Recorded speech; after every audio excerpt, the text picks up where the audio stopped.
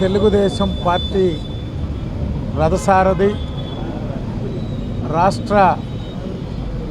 విద్యా మరియు ఐటీ శాఖ మంత్రులు యువనేత నారా లోకేష్ గారి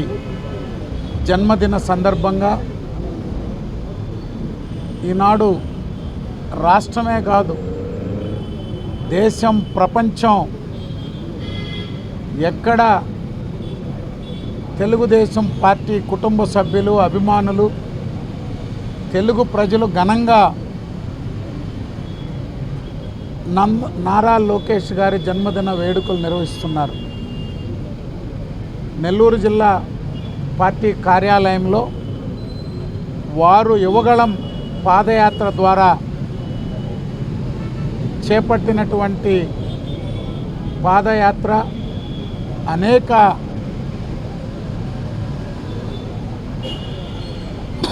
వర్గాలతో వారి సమావేశాలు ఈ జిల్లాలో నాయకులతో కలిసి వారు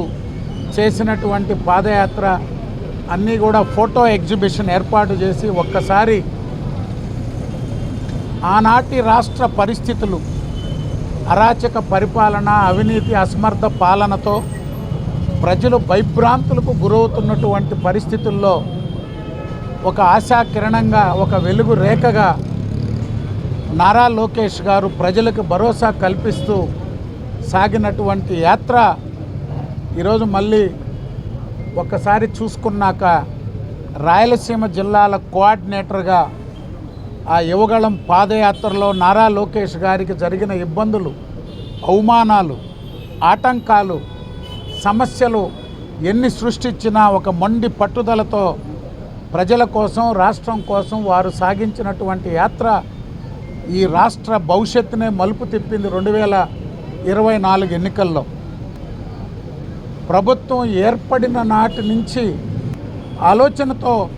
విద్యాశాఖను చేపట్టి సమూల మార్పులు తీసుకొచ్చి ఈరోజు విద్యాశాఖ ద్వారా ఆ కుటుంబాలపై ఆర్థిక భారం తగ్గించి ఒక మంచి విద్యని విద్యార్థుల్ని సమాజానికి అందించాలనేటువంటి ఆలోచనతో